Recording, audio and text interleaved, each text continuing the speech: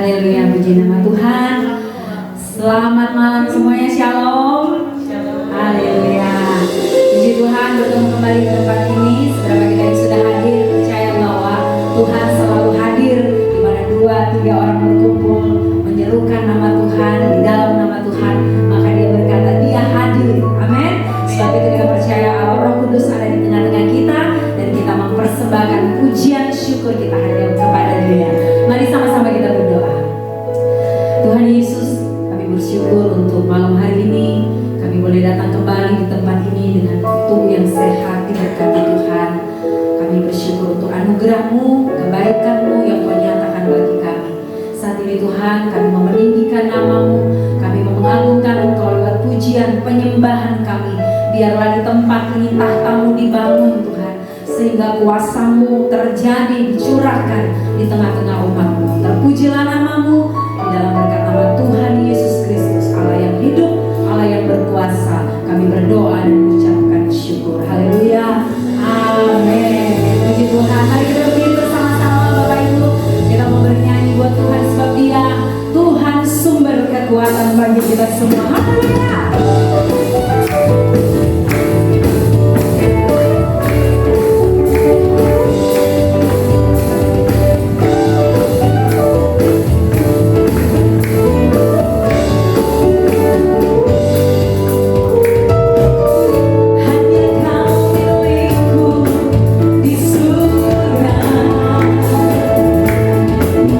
Tiada yang ku miliki di bumi, hanya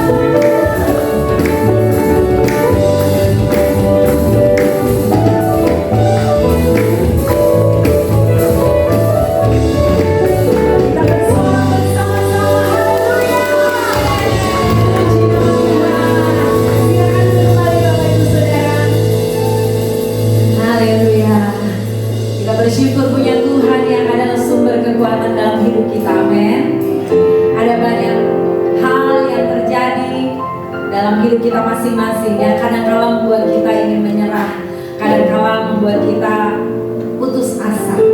Tetapi kita selalu diingatkan ada kebaikan Tuhan, ada kasih setia Tuhan yang tidak pernah pudar dalam hidup kita, yang tidak pernah berubah dalam hidup kita. Dia berkata dia tidak pernah tinggalkan, dia tidak pernah biarkan, dan ketika dia berjanji, janjinya itu ya dan amin. Amin. Mari naikkan bersama-sama pujian ini. Kita mau belajar bersama satu pujian sebagai doa kita dan kepercayaan kita kepada Tuhan.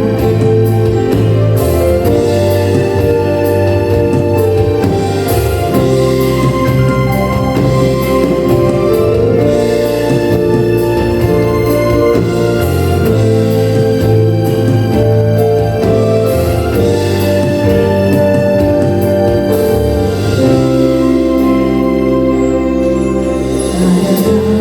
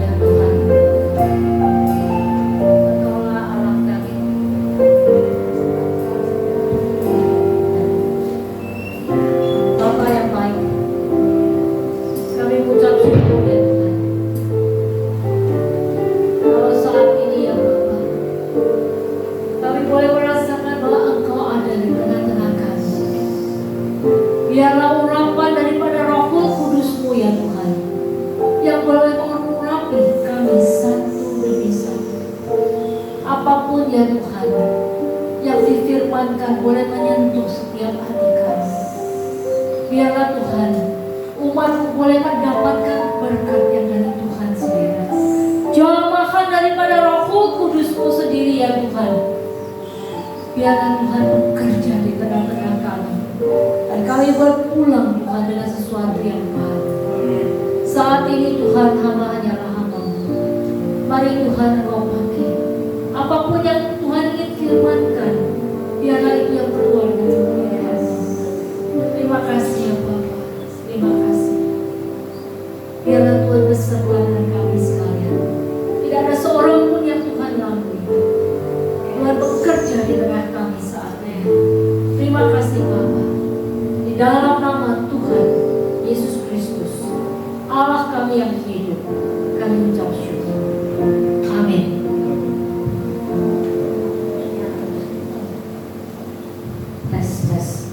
Ini aja. Selamat malam Bapak-bapak dan Ibu-ibu sekalian.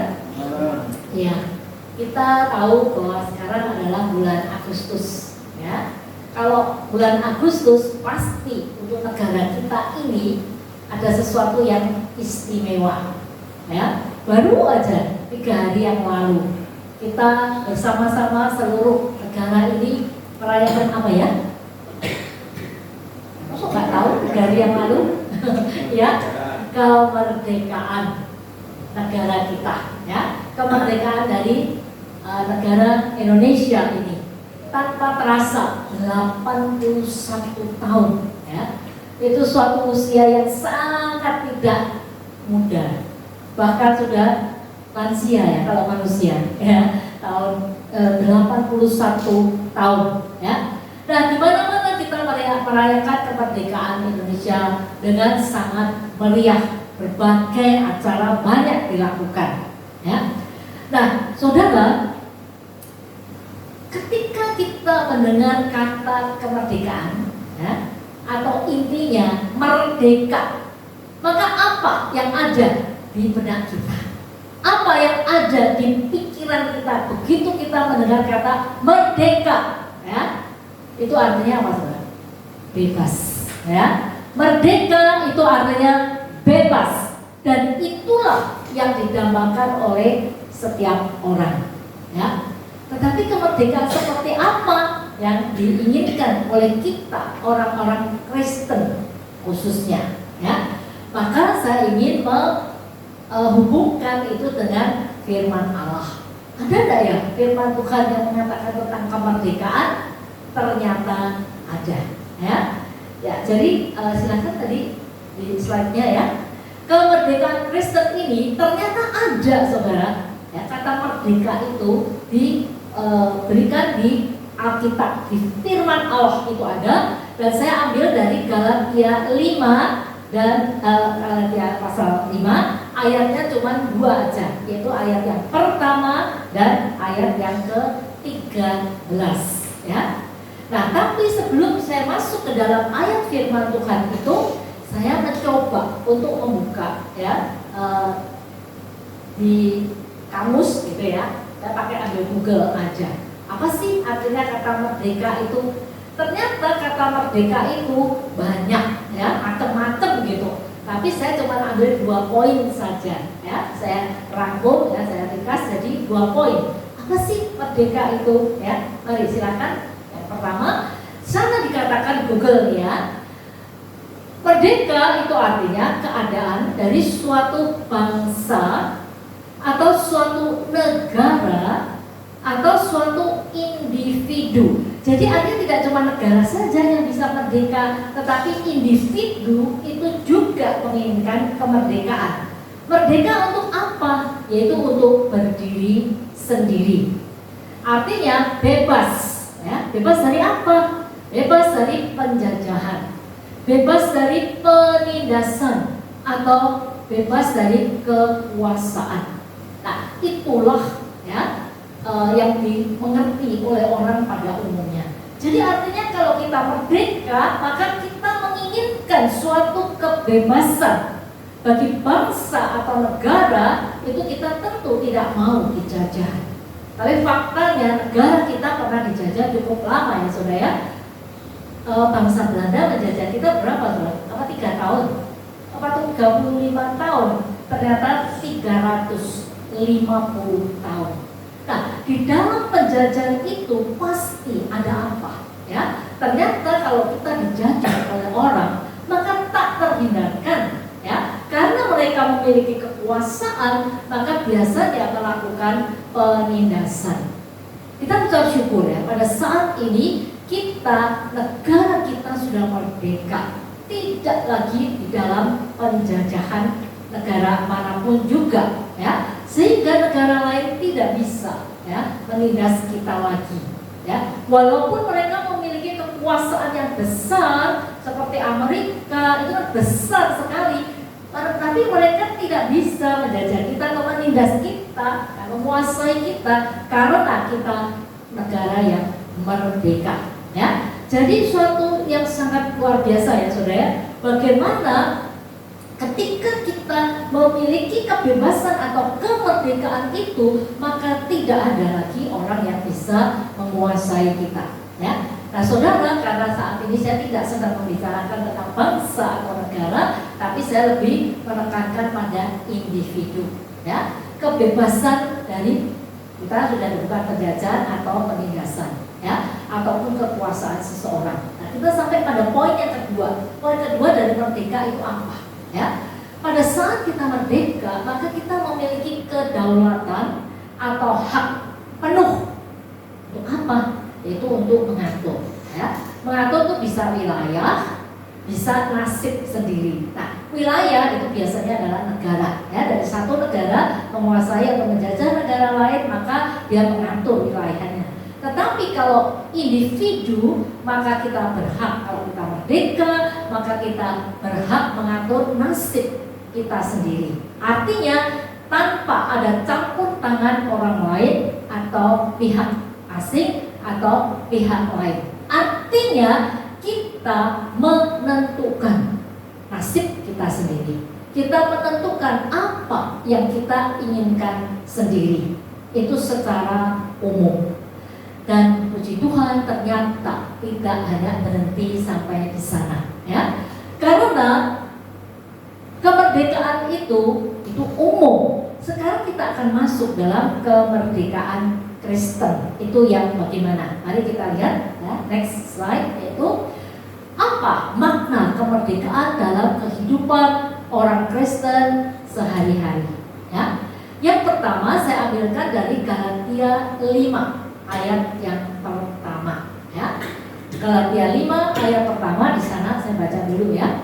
Supaya kita sungguh-sungguh merdeka. Apa? Bagaimana caranya bisa sungguh-sungguh merdeka? Ternyata ada satu pribadi yang berkuasa untuk menentukan kemerdekaan kita. Untuk orang Kristen adalah Kristus sendiri, ya. Kristus yang telah memerdekakan kita. Karena itu berdirilah teguh dan jangan mau lagi dikenakan hukum perhambaan, ya. Saudara, kalimat yang pertama, kita diharapkan sungguh-sungguh merdeka. Nah, sebagai manusia yang dilahirkan dengan dosa, pasti kita tidak bisa merdeka sendiri. Kita tidak mempunyai kekuatan untuk bisa mengatur diri kita sepenuhnya tanpa dosa. Sulit sekali. Dalam pikiran saja, kalau hendak berbuat sesuatu, pasti di pikiran ini ada yang macam-macam yang menguasai kita. Nah, kita tidak merdeka karena dikuasai oleh pikiran kita yang penuh dengan dosa. Nah, untuk itulah kita butuh satu pribadi yang bisa menolong kita, yaitu siapa? Yaitu Kristus sendiri. Kristus yang telah memerdekakan kita. Nah, Kristus tidak sembarangan untuk memerdekakan kita. Hanya ngomong saja begitu, tidak mungkin. Dia berinisiatif.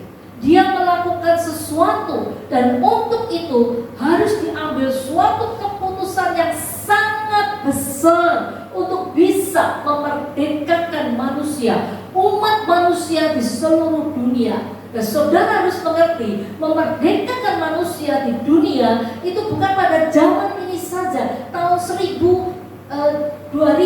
saudara, tidak hanya tahun 2000 ini saja, tetapi sejak penciptaan dunia sampai pada akhir zaman, mereka perlu dimerdekakan. Dan tidak ada satupun pribadi atau oknum yang sanggup melakukan hal itu.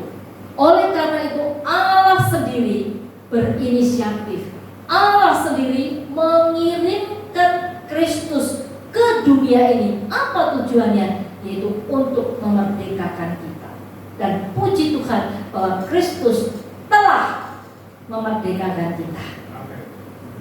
Puji Tuhan, ya, luar biasa. Telah ini ya penting, bukan akan, ya, tetapi telah memerdekakan kita. Dan itu nggak main-main, saudara. Dia datang ke dunia sampai dia harus memberikan nyawanya, mati di kayu salib. Itu untuk apa tujuannya? Memerdekakan kita. Nah, memerdekakan kita dari apa? Nanti kita akan belajar ya pada ayat yang ke-13 tadi sudah ya. Belum selesai ya.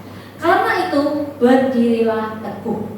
Nah, ini adalah kesinambungannya. Setelah kita dimerdekakan oleh Kristus, artinya kita diberi pembelaan yang luar biasa, saudara.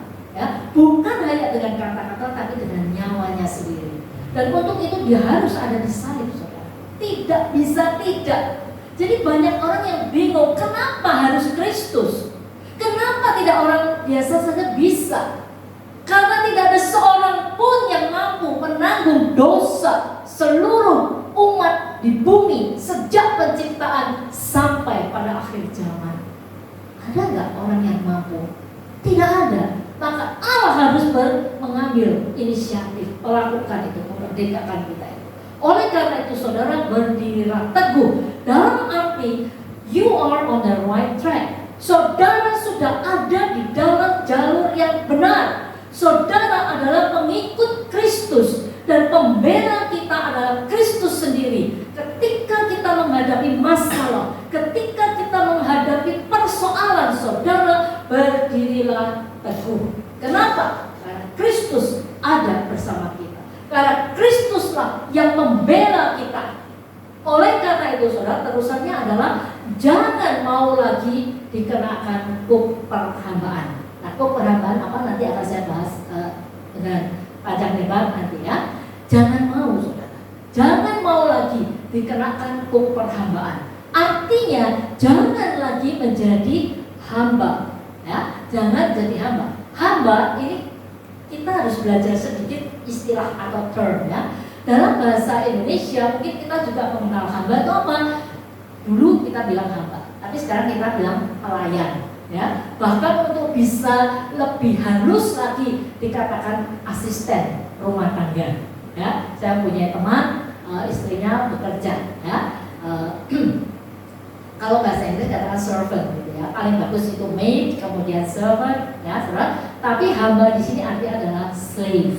Ya, slave artinya hamba itu adalah budak. Ya, level yang paling rendah. Mungkin pada zaman modern seperti ini sulit bagi kita untuk mengerti slave itu seperti apa. Ya, slave itu artinya adalah budak yang sama sekali tidak mempunyai hak apapun juga. Jadi dia tidak bisa melakukan apapun yang dia inginkan sendiri. Bahkan bisa sampai diperjualbelikan. Zaman dulu kalau namanya hamba atau budak atau slaves itu adalah orang yang bisa diperjualbelikan.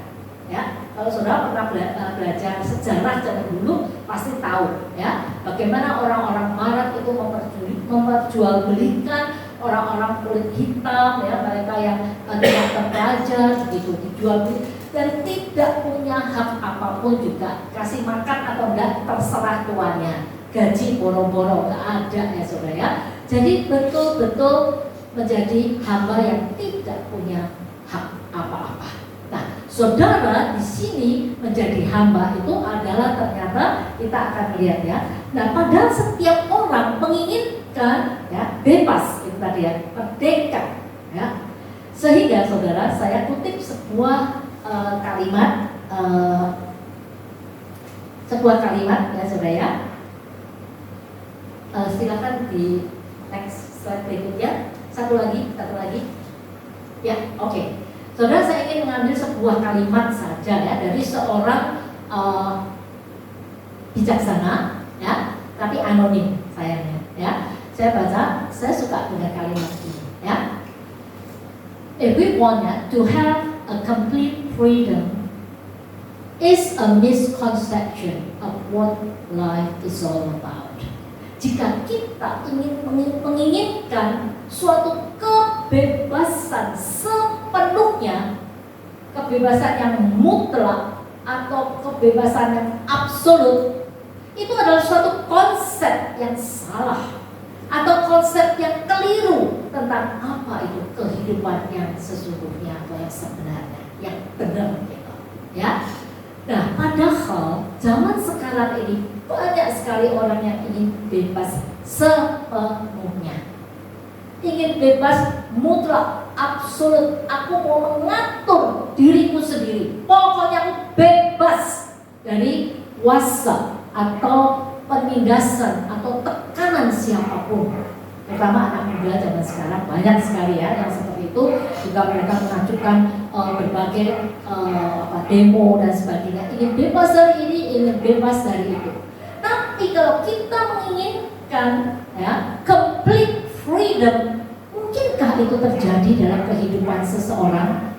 Ya, saya ambil contoh aja ya, suatu yang mudah ya. Kita di rumah suntuk deh, males, suntuk deh di rumah nggak enak, rasanya nggak bebas ya. Kalau ngomong apa sedikit atau kalau main HP dimarahin orang tua dan sebagainya, tidak bebas. Maka aku tak keluar rumah aja ya. Keluar rumah untuk apa? Cari kebebasan. Ternyata ketika kita keluar rumah, apakah kita bebas? Saudara, biasanya kalau pergi keluar rumah mau jalan-jalan naik apa?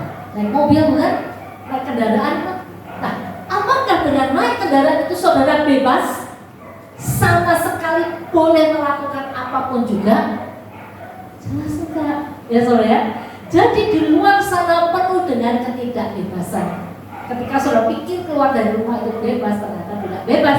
Baru aja kita sampai di traffic light, baru aja sampai di lampu merah hijau kuning, sudah apa? Harus berhenti kan kalau merah. Artinya kan tidak bebas saudara. Itu kan artinya kita tetap ada peraturan, tetap ada hal-hal yang tidak bisa kita lakukan dengan semau kita. Bisa saudara ya. Jadi saudara, tetap ketika kita mulai masuk ke dalam dunia ini, kita perlu berinteraksi dengan manusia lain ya. Nah, tetap ada batasan, tetap ada tanggung jawab ya, tetap ada hukum yang mengatur. Jelas kita diatur oleh hukum dalam hidup ini. Tidak bisa semaunya, tidak bisa semau gue ya. Ada batasan-batasan ketika kita ada di dalam masyarakat, ketika kita berinteraksi dengan orang lain, maka tidak bisa ya having a complete freedom, tidak bisa mendapatkan kebebasan mutlak sepenuhnya, nggak bisa ya. Itu baru cuma naik kendaraan ya. Kalau ada ragu-ragu, itu sudah ada batasan lagi. Artinya kita mulai diatur ya. Ada peraturan yang membuat kita harus tidak bebas ya. Supaya apa? Ada tatanan masyarakat yang rapi dan teratur. Dan setiap kita harus tunduk di dalamnya, nggak bisa semaunya, tidak bisa bebas ya. Jadi hati-hati ya saudara ya, konsep itu jangan sampai keliru ya. Misal kita ingin, aku punya duit, aku mau nyoba-nyoba. Kemarin saya diajakin teman saya untuk apa? Nyoba narkoba, nyoba ganja, atau apalagi ya, sabu-sabu, atau entah apalah ya. Lah, ini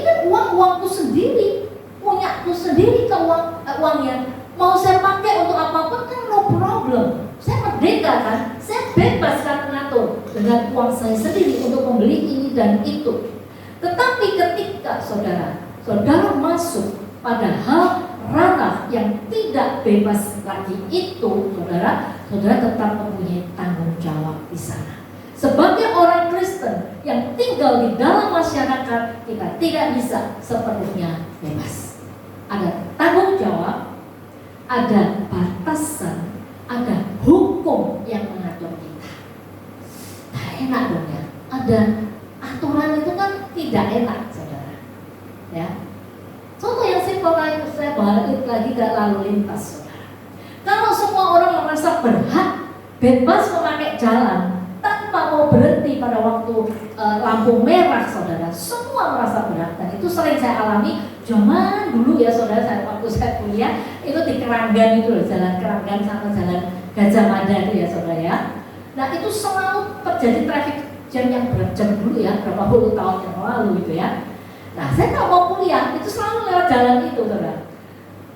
Kalau pas lampunya merah, walaupun kita harus berhenti, mengekang diri, menahan diri, tidak bebas, tetapi setelah beberapa menit, 1-2 menit lancar semuanya.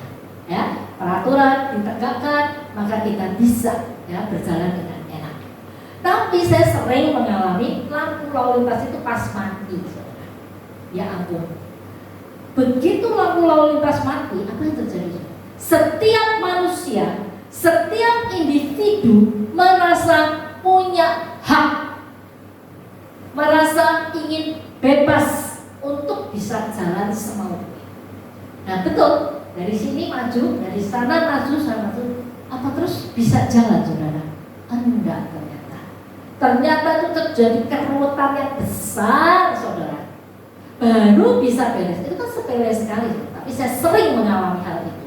Ya, nah ketika polisi datang diatur, saudara, baru clear jalan. Nah ternyata peraturan itu justru membebaskan kita dari kesulitan. Ngerti, saudara? Peraturan yang benar itu justru membuat kita aman, membuat kita bisa melangkah dengan baik. Ya, contoh berpakaian pun setiap hari ya. Kita berpakaian mau bisa semau gue gitu.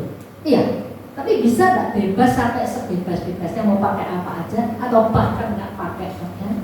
Nggak bisa. Ada orang bule hipis, ya saudara ya. Pernah dengar ya kata hipis ya zaman dulu ya? Yaitu orang yang ingin bebas ya. Dia nggak mau pakai pakaian. Tapi mau bebas berkeliaran nggak bisa.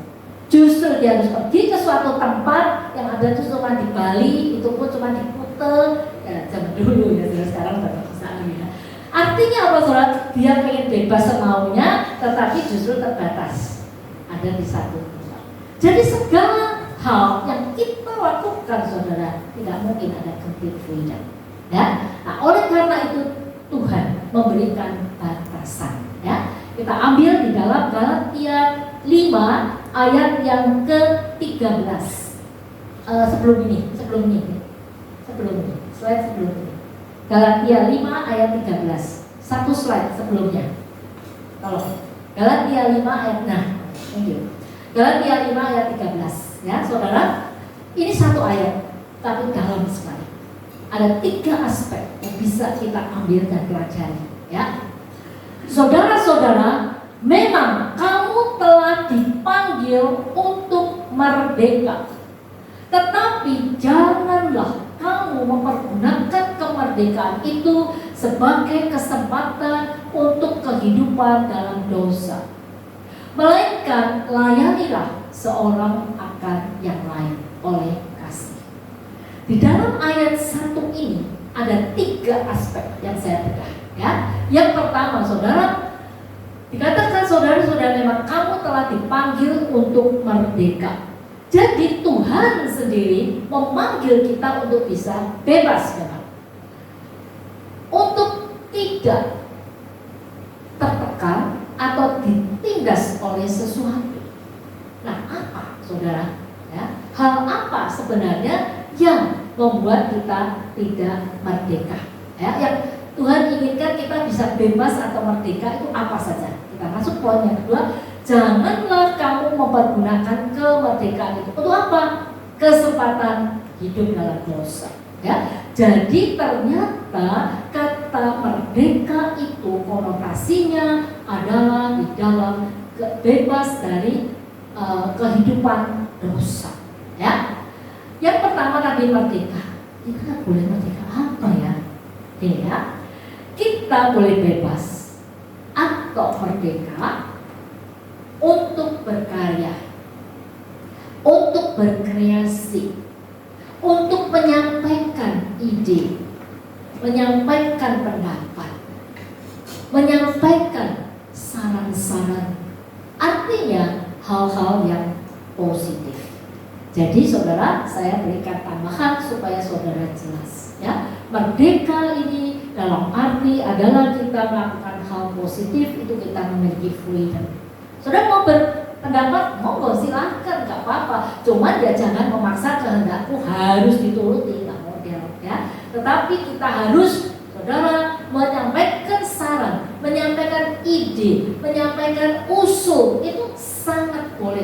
Merdeka boleh, tetapi tidak bisa memaksakan diri ya, karena kita hidup bersosialisasi dengan manusia ya. Jadi tetap saudara ya, di dalam kebebasan kita itu pun tetap toh masih ada rambu-rambu yang harus kita ikuti ya. Dan percayalah, rambu-rambu yang Tuhan berikan melalui firman-Nya itu ya, itulah yang menyelamatkan kita. Aman ya, pokoknya kalau kamu ikut firman Allah, saudara akan aman ya. Jadi merdeka untuk berkreasi ya, merdeka untuk berpikir ya, memberikan ide yang baik. Aspek yang kedua, janganlah, perhatikan saudara kata jangan, belum, janganlah ya. Ada kata lah, itu artinya perintah ya, jangan gitu ya. Kalau ada kata pergilah, nah itu artinya disuruh pergi ya. Makanlah, itu ada kita disuruh makan gitu ya. Jadi kata lah itu artinya adalah perintah ya Tuhan. Tuhan bilang jangan ya, jangan ya. Menggunakan kemerdekaan yang sudah Tuhan berikan itu untuk apa? Kesempatan hidup dalam dosa. Jadi ternyata saudara, merdeka itu artinya jangan ada dalam kutuk dosa, jangan ada dalam kehidupan berdosa. Ngerti saudara ya? Jadi harus ngerti yang merdeka itu yang kayak apa, yang tidak boleh itu yang seperti apa ya. Jadi jangan menggunakan untuk hidup di dalam dosa. Nah, dosa apa sih gitu ya?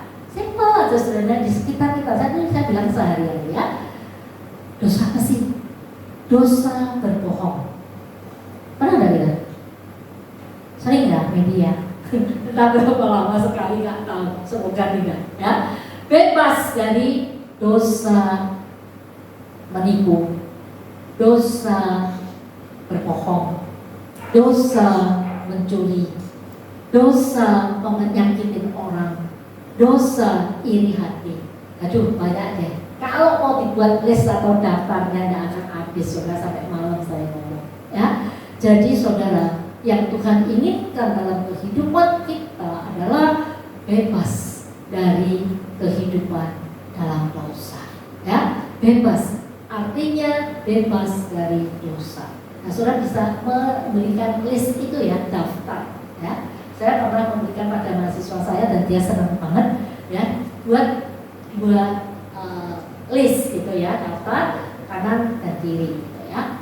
Tulis dosa kamu sendiri yang buat, nggak usah saya sih.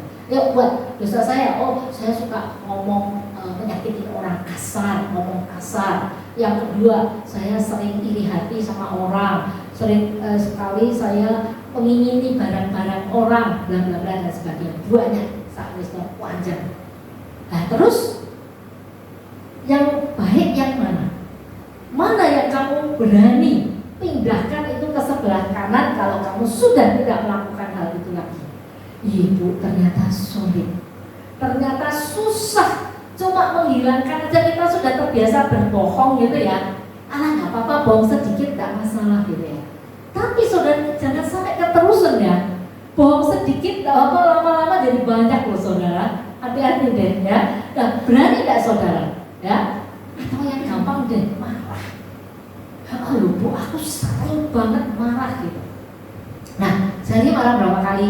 Kadang bisa sampai 2 kali, 3 kali. Cuma 3 kali? Ya kadang-kadang lebih. Nah, itu ya, dikurangin ya. Jadi ambil komitmen, aku nggak akan marah deh ya. Hari ini aku nggak akan marah. Nanti kan ada aja yang membuat kita marah. Percaya aja ya.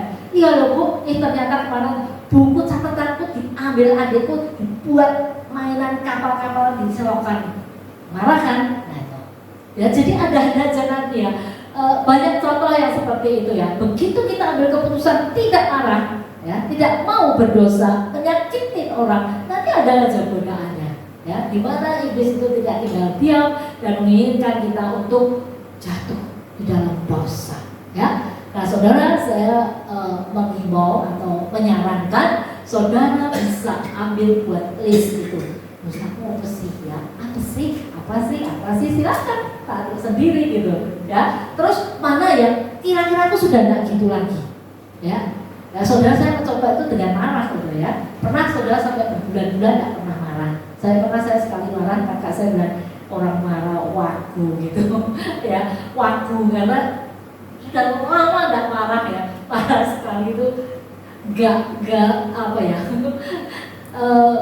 Tidak seperti orang marah gitu loh saudara ya. Sampai orang-orang heran gitu ya. Nah, saudara, untuk memindahkan satu negatif ke dalam satu positif itu ternyata tidak mudah, saudara. Jadi biarlah kita belajar, ya saudara ya. Belajar untuk tidak hidup di dalam dosa dengan cara ambil ini ke sini, ambil ini nanti ke sini ya. Lama-lama semoga list di sini pendek, di sini makin panjang yang bagus ya. Dan hal ketiga yang tidak pernah kita pikirkan, saya kaget ketika saya memikirkan ini ya, ketiga. Tapi layanilah seorang akan yang lain oleh kasih. Loh, jadi di dalam merdeka itu Tuhan menginginkan kita tetap harus melayani orang lain, saudara. Artinya merdeka itu tidak cuma individu sendirian, tetapi ada konotasinya, ada hubungannya dengan orang lain. Ya, namanya kalau kita mengatakan melayanilah, melayani itu merdeka. Melayani itu merdeka gak? Saya melayani di tempat ini tidak merdeka loh saudara. Ya, saya harus berdiri di sini selama kira-kira setengah jam. Ya, tidak merdeka. Persiapan saya berapa lama saudara ya? Untuk kali ini mempersiapannya masih super cepat ya, cuma 1-2 hari aja. Ya karena harusnya giliran saya di depan ya. Tapi hari ini, aduh tolong deh, tolong. Karena dia pergi ya. Oke, saya ambil ini persiapan saya cuma sekitar 1 hari ada saudara. Oke, nah saudara, ternyata aspek ketiga adalah layanilah seorang akan yang lain. Nah, di dalam kata melayani tentunya kita tidak mungkin sendirian. Melayani artinya ada orang lain yang kita layani. Jadi di dalam kemerdekaan Kristen itu kita tidak hidup sendirian. Kita tetap kontak dengan orang lain. Kita tetap punya interaksi dengan orang lain, saudara. Ya, nah ternyata ini yang Tuhan inginkan. Ya, hubungan kita itu bukan hanya memikirkan diri sendiri saja. Dan kata terakhir itu yang berat, tidak mudah, saudara. Melayani dengan apa? Kasih. Ternyata motivasi pelayanan kita adalah kasih, bukan popularitas, bukan supaya dipuji orang. Ya, saudara harus kasih. Jadi ternyata saudara 3 aspek ini perlu kita jadikan satu. Ya, yang pertama kita boleh merdeka ya dalam berkreasi, berkarya, ya, melakukan hal-hal yang baik dan positif. Yang kedua yaitu janganlah ya hidup di dalam dosa. Saudara cari sendiri apa dosa kita dan bagaimana cara mengatasinya supaya ada improvement, ada peningkatan, ada kebaikan yang menjadi lebih itu di dalam hidup kita ini. Ya, artinya saudara seperti bebas, kalau itu saudara bebas, artinya boleh menentukan sendiri mana yang mau diperbaiki, mana yang mau dibuang. Nah, Itu saudara merdeka menentukan, ya, secara individu. Dan yang ketiga adalah layani yang seorang akan yang lain, ya. Nah, saudara, saya tahu bahwa hal ini sama sekali tidak mudah, sama sekali tidak mudah. Tapi tadi sudah dikatakan, Kristus datang untuk memerdekakan kita, dan Dia beri kekuatan itu, saudara, melalui apa? Pengorbanan. Dan nggak tanggung-tanggung, saudara, ya. Pengorbanannya itu, ya, itu dilakukan melalui kematiannya di kayu salib. Dan kematian itu, saudara, bukan emas dan perak, tetapi nyawa, darahnya sendiri, ya. Seperti dalam ujian yang akan kita nyanyikan, ya saudara.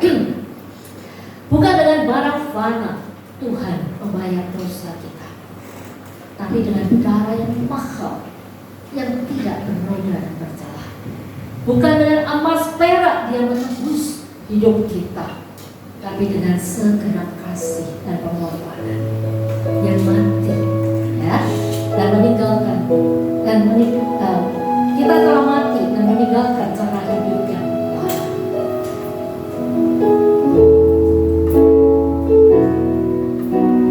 Bukan dengan barang fana Kau membayar dosaku, dengan darah yang mahal,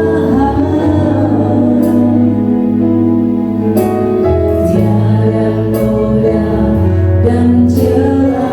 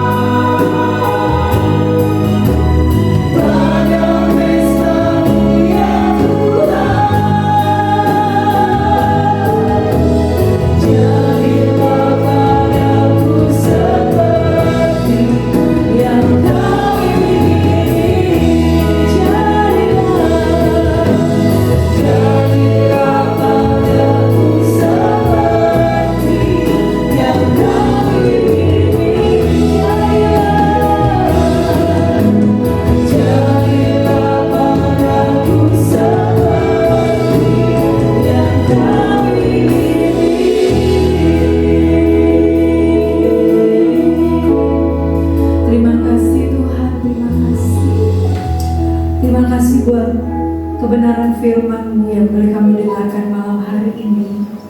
Terima kasih Tuhan, Kau sudah membebaskan setiap kami dengan darah-Mu yang mahal. Kau sudah membayar hidup kami Tuhan, bukan untuk kami terikat kembali dengan setiap kehidupan dosa, tapi kami dilepaskan, kami dimerdekakan dari setiap dosa-dosa yang mengikat kami.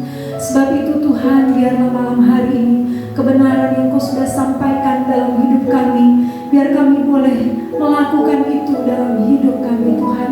Kami mau berjalan di dalam kemerdekaan yang Kau sudah kerjakan atas hidup kami Tuhan. Kami mau lebih lagi Tuhan, bahkan sampai pada hal saling melayani satu dengan yang lain. Biarlah ini merupakan satu wujud dari kemerdekaan yang sudah Engkau nyatakan bagi kami. Terima kasih Tuhan, memberkati hamba-Mu Bu Yani yang sudah menyampaikan firman bagi kami semua. Dan berkat yang sama juga Tuhan mengalir bagi setiap kami yang sudah hadir, yang sudah mendengarkan, yang sebentar kami akan pulang, kami melakukan apa yang menjadi isi hati Tuhan yang sudah kami dengar malam hari ini. Terima kasih Tuhan Yesus. Dan sebentar kami semua mau mengangkat tangan kami. Sebelum kami pulang, kami mau terima berkat yang daripada Tuhan. Biarlah Tuhan memberkati dan melindungi Engkau. Tuhan menyinari Engkau dengan wajah-Nya. Tuhan memberi Engkau kasih karunia. Tuhan menghadapkan wajah-Nya kepadamu dan memberi Engkau damai sejahtera. Mulai malam ini dan selanjutnya sampai Tuhan datang yang kedua kali. Dia memberkati engkau dalam keluar masukmu, apapun yang kau kerjakan dengan tanganmu yang di hadapan Tuhan itu berkenan, Dia membuatnya menjadi berhasil. Terima kasih Tuhan, kami terima berkat-Mu dan kami pulang membawa damai yang daripada-Mu. Dalam nama Yesus kami berdoa, haleluya, amin. Puji Tuhan, silakan duduk kembali Bapak Ibu Saudara sebelum kita pulang. Mendengarkan pengumuman untuk hari Kamis jam 11 siang kita tetap akan ada doa menara di tempat ini, menara doa. Jadi Bapak Ibu mari luangkan waktu untuk bisa berdoa bersama-sama di tempat ini. Rindukan sesuatu bisa terjadi di tempat ini, semakin banyak jiwa-jiwa yang dibawa untuk kemuliaan Tuhan, amin. Dan malam harinya 6:30 malam tetap dengan ibadah persekutuan doa kita di tempat ini. Selamat pulang, sampai bertemu minggu depan. Tuhan Yesus memberkati.